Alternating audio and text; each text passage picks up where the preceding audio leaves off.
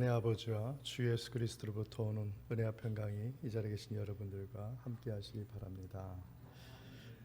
오늘은 대림절 절기가 시작되는 날입니다. 대강절이라고도 말하고요.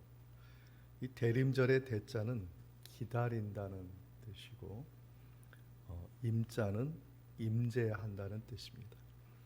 그래서 대림절이라는 뜻은 주님의 임재를 기다린다라는 의미입니다. 대림절의 의미는 신앙인의 모습을 단적으로 표현해 주고 있습니다.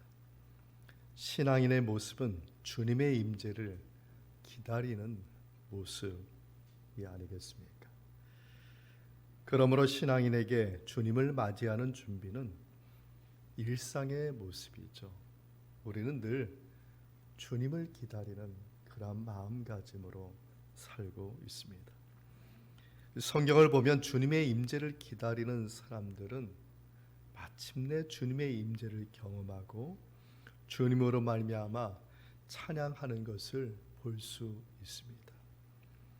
고난을 받을 때의 다윗은 주님의 임재하심으로 찬양의 노래를 부른 것이 시편의 말씀 아니겠습니까?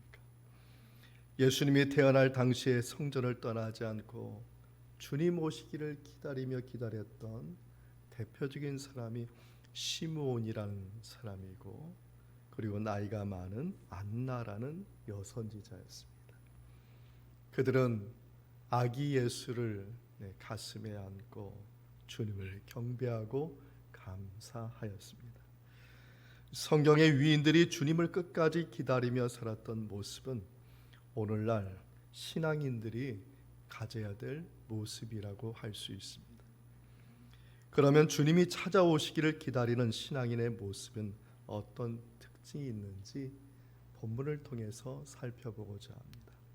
첫째는 그들은 주님을 알고 기다렸다는 것입니다. 주님이 누구인지를 분명히 알고 기다렸다는 것입니다. 본문의 30절과 31절의 말씀을 우리 함께 읽어보겠습니다. 이르시되 너희는 맞은편 마을로 가라. 로 들어가면 아직 아무도 타보지 않은 나귀 새끼가 매어 있는 것을 보리니 풀어 끌고 오라. 만일 누가 너희에게 어찌하여 푸느냐 묻거든 말하기를 주가 쓰시겠다 하라 하시매.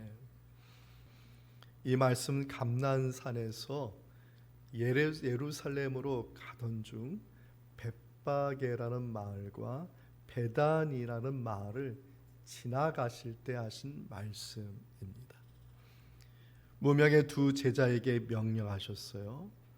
본문에 보면 이렇게 명령하셨습니다. 마을로 들어가서 아직 아무도 타보지 않은 나귀 새끼가 매어 있는 것을 보게 될 것이고 그 나귀 새끼를 풀어 끌고 오라고 하셨습니다. 예수님의 이 명령은 두 제자에게 상당히 당황스러운 말씀이었을 것입니다. 왜냐하면 주인이 있는 나귀를 아무 말 없이 끌고 오라는 것은 도둑의 누명을 쓸 수 있었기 때문입니다. 그런데 이 두 명의 제자는 예수님의 말씀을 따랐습니다. 아무 말 하지 않고 예수님의 말씀을 따랐습니다.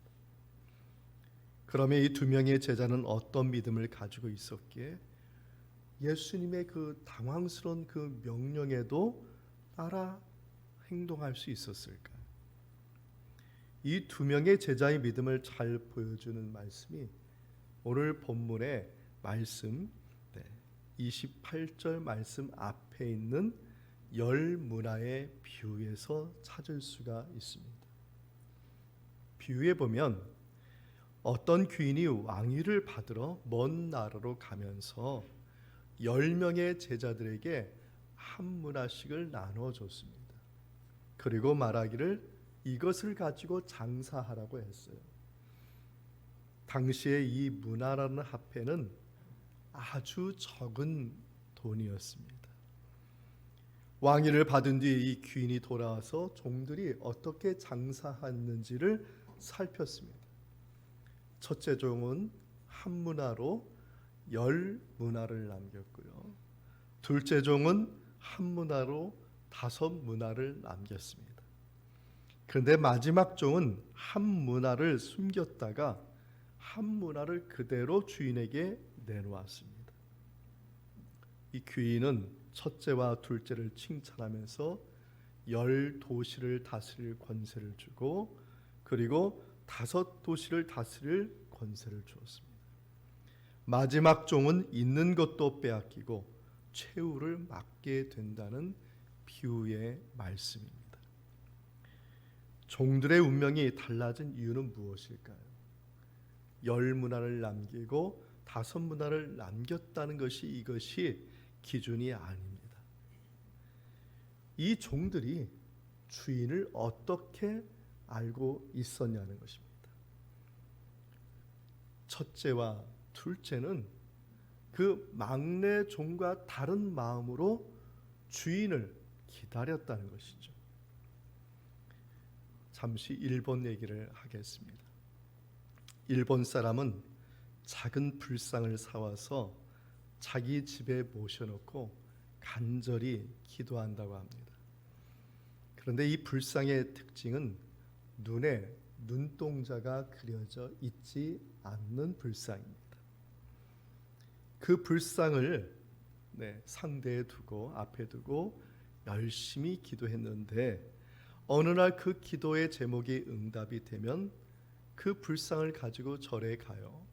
그러면 절에 가면은 그 절에 있는 고승이 그 불상에 눈을 그려주고 그러면 그 불상은 부처가 되는 거예요. 그래서 좌대에 올려놓고 그것을 신처럼 섬긴다는 것입니다.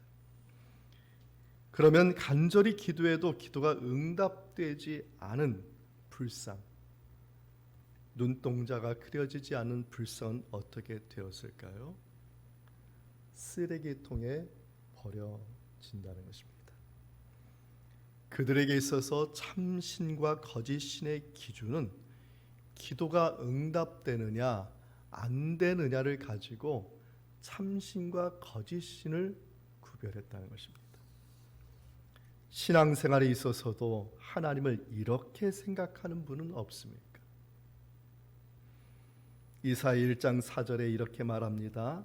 슬프다 범죄한 나라요 허물진 백성이요 행악의 종자요 행위가 부패한 자식이로다. 그들이 여호와를 버리며 이스라엘의 거룩하신 이를 망홀히 여겨 멀리하고 물러갔도다 라고 하였습니다. 하나님을 알지 못하고 깨달지 못하는 것이 범죄이고 악을 행하는 것이고 하나님을 버리는 것이라는 말씀입니다. 비유에서 마지막 종의 모습이 바로 이와 같은 것입니다. 첫째와 둘째 종은 주인을 잘 알았습니다. 어떻게 알았어요? 우리 주인은 사랑이 많고 선하고 우리 주인은 그 말에 책임을 다하고 우리 주인은 모든 것에 결실한 것보다 더 많이 주는 주인이다. 그걸 알았기 때문에 적은 돈 한 문화를 가지고 충성을 다하여서 그래서 10문화 5문화를 남길 수가 있었던 것입니다. 이것이 나귀를 풀러간 제자들의 믿음이 아니겠습니까? 우리 주님은 우리 예수님은 어떤 분이시냐? 우리 주님은 왕이신 분이시다. 왕의 말씀을 들고 가는 우리는 사신이다. 그러므로 우리가 무엇을 말하든지 이루어질 것이다. 이런 믿음을 가지고 나귀 새끼를 불러간 것입니다. 우리도 예수님이 누구신지를 잘 알아야 되죠. 알지도 못하고 알지도 않고 믿는 것은 알지도 못하고 믿는 것은 이것은 오늘 이사야 말씀과 같이 하나님을 버리는 것과 똑같은 것입니다.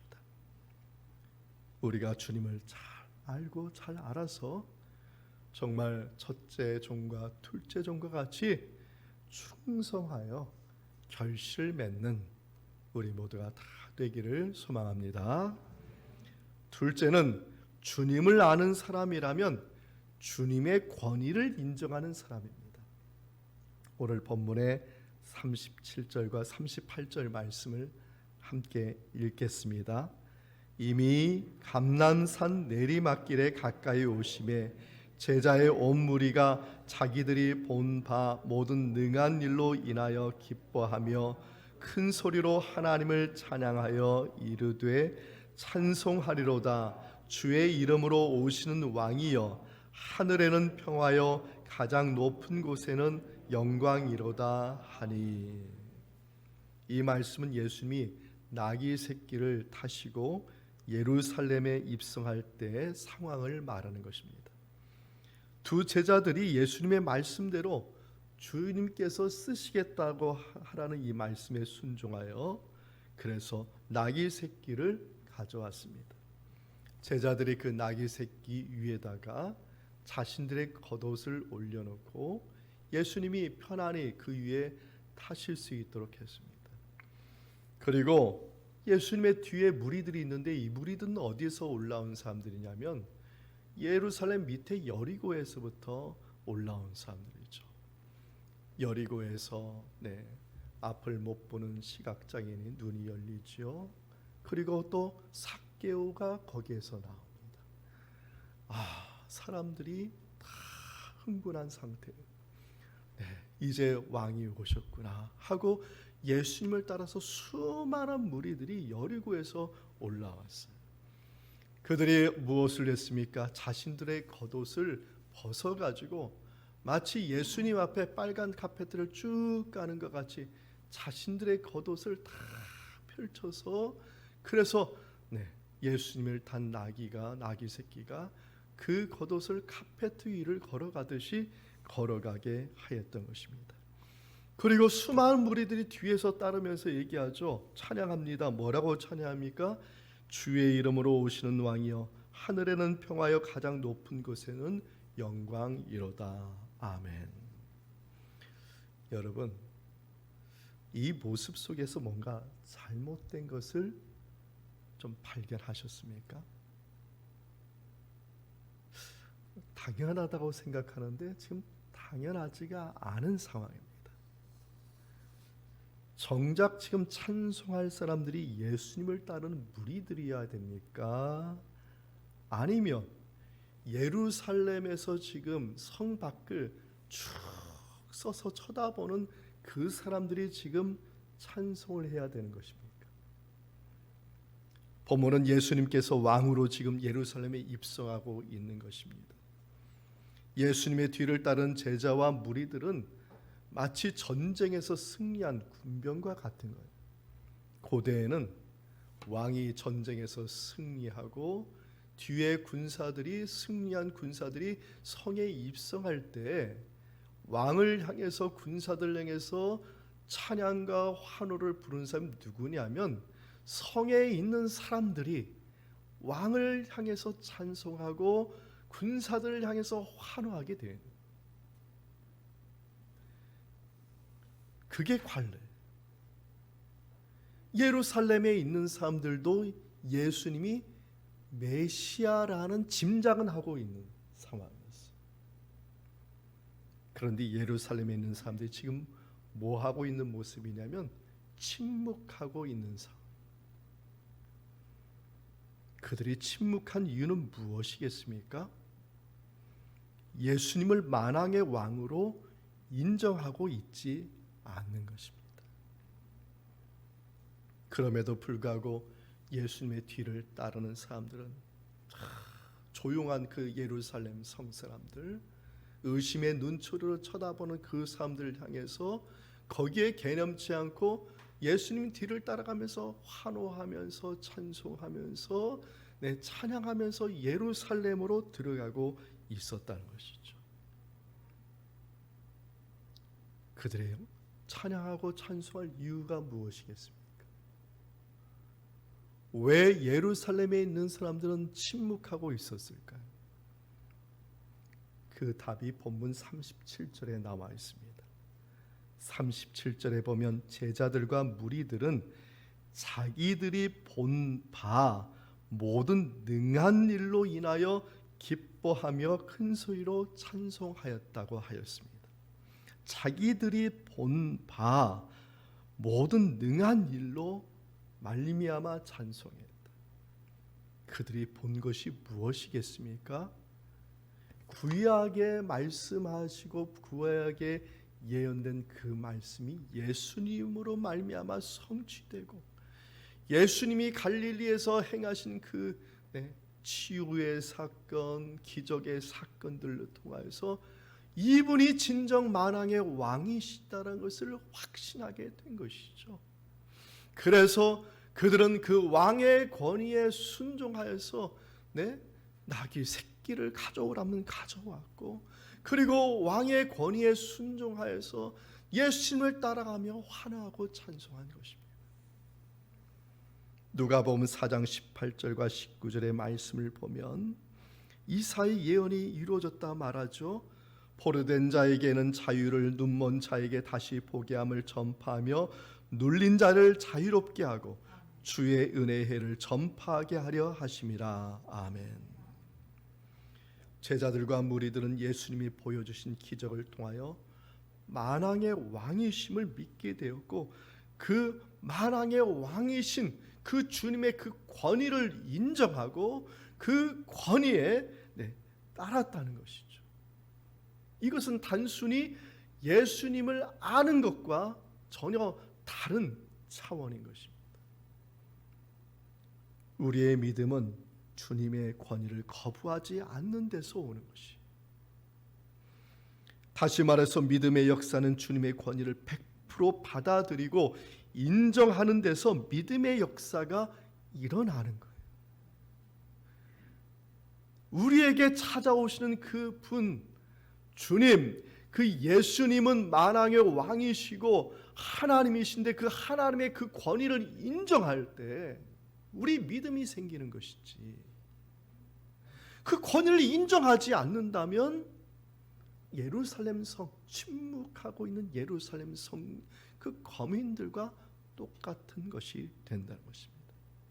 그들도 예수님을 알았지만 예수님의 권위를 인정하지 않았습니다.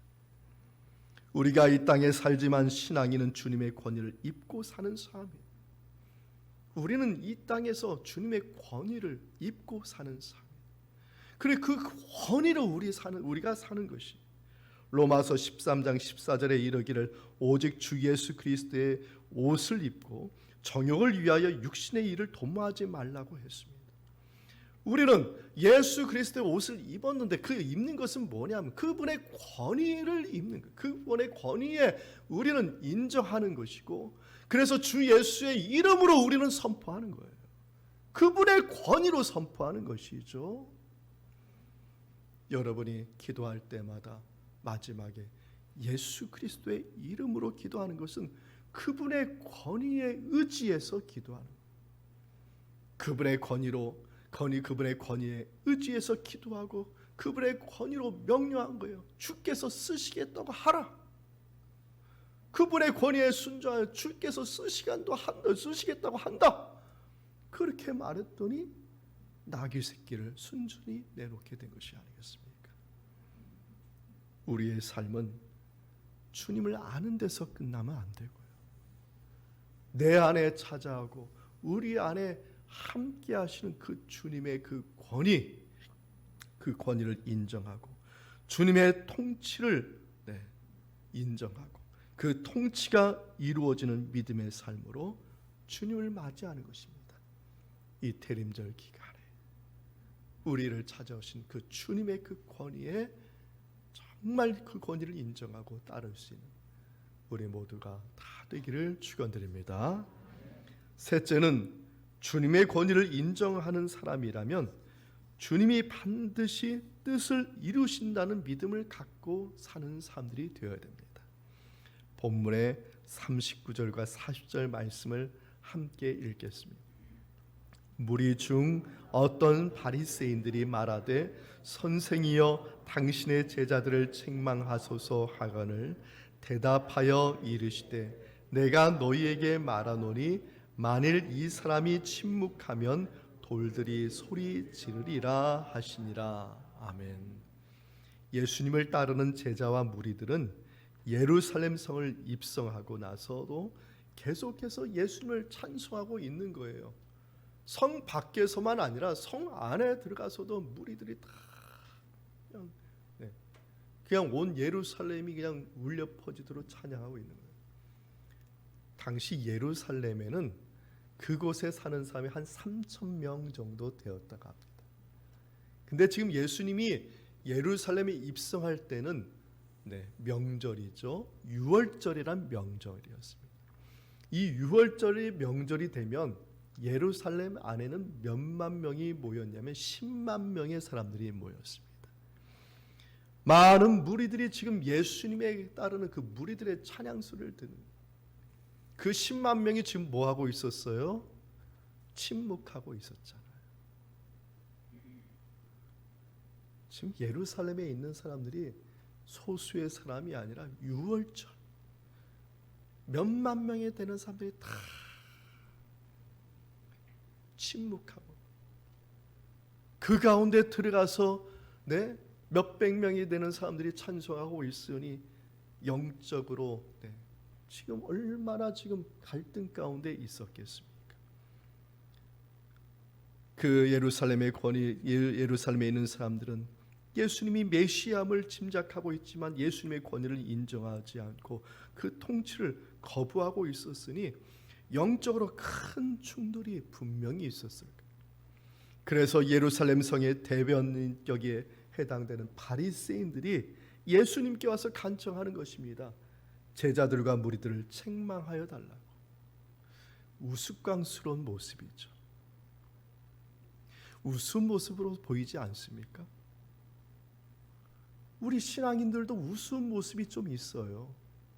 어쩌면 우스꽝스러운 모습을 가지고 살 때가 있습니다. 하나님을 모르고 주님을 모르고 교회에 다니는 사람들이 얼마나 우스꽝스럽습니까? 예수님을 안다고 하지만은 예수님의 통치를 거부하고 사는 이것도 얼마나 우스꽝스럽습니까? 성에 성주가 있어요.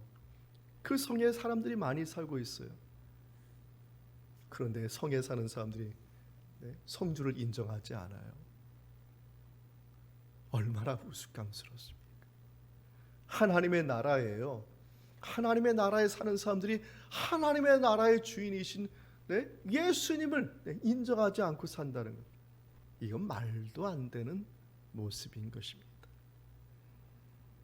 하나님을 알고 하나님의 통치를 받은 사람은요, 그 성품이 인내하고 겸손하고 낮아지는 삶을 수치스럽게 생각하지 않습니다.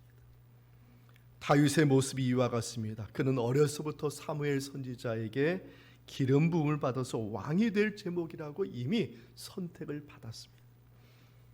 그러나 그의 인생의 청년기는 어떻습니까? 사울 왕에게 도망 다니는 인생이었습니다. 그럼에도 불구하고 다윗은 인생의 고난 속에서 육신의 아픔과 영적인 아픔의 그 도가니 속에서 당당히 걸어 나오는 사람이 되었습니다. 그는 하나님이 통치하시면은 때가 되면 반드시 주님의 뜻대로 이루어질 것을 믿었던 사람이었던 것이죠. 그의 대표적인 시편 찬송이 시편 23편 아니겠습니까? 여호와는 나의 목자시니 내게 부족함이 없으리로다. 그가 나를 푸른 풀밭에 누이시며 쉴 만한 물가로 인도하시는도다. 내 영혼을 소생시키시고 자기 이름을 위하여 의의 길로 인도하시는도다. 내가 사망의 음침한 골짜기로 다닐지라도 해를 두려워하지 않을 것은 주께서 나와 함께 하심이라. 주의 지팡이와 막대기가 나를 안위하시나이다.